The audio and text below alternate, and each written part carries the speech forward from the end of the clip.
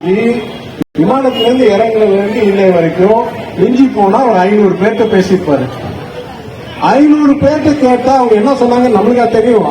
அவரா மனசு வச்சு ஏதோ ஒரு பதில் சொல்றாரு. எனவே நான் கூற வேண்டியது, அரசியலில் என்னைக்கும் நாகரீகத்தை கைப்பற்றினவன் நான். சட்டமன்றத்தில் கூட யாரையும் எதிர்த்து நான் பேசும்போது தனிப்பட்ட முறையில் தாக்கல் செய்ய மாட்டேன்.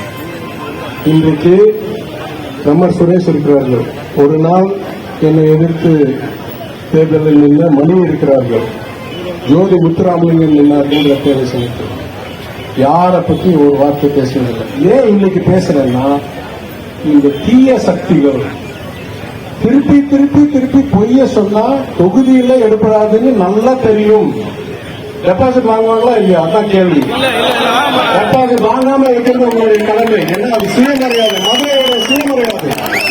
சரி, ஆனா இவங்க அடுத்த நாடகம் நடிக்கிறதுக்கு, இவர் அடுத்த பெரிய நடிகர் ஆகிறதுக்கு இந்த ஒரு நடிப்பை வைத்து மாநில அளவில் ஏதோ பெரிய மனுஷன் மாதிரி ஆக்கிறதுக்காக இந்த சந்தியா ரவிசங்கர், வினோத் அருளப்பன், சென்னை அப்டேட்ஸ், இயக்குனர் பார்த்திபன் குமார், ப்ரொடியூசர் ஏசி சண்முகம், நடிகர் சினிமா சங்கி எல்லாம் சேர்ந்து பண்றாங்க அவங்க அடுத்த தொழிலுக்காக.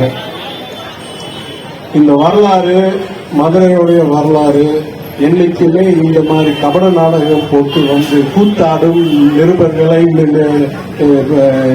இண்டிவிஜுவல்ஸ் நபர்களை, தனிநபர்களை ஏற்றுக்கொண்டதே இல்லை.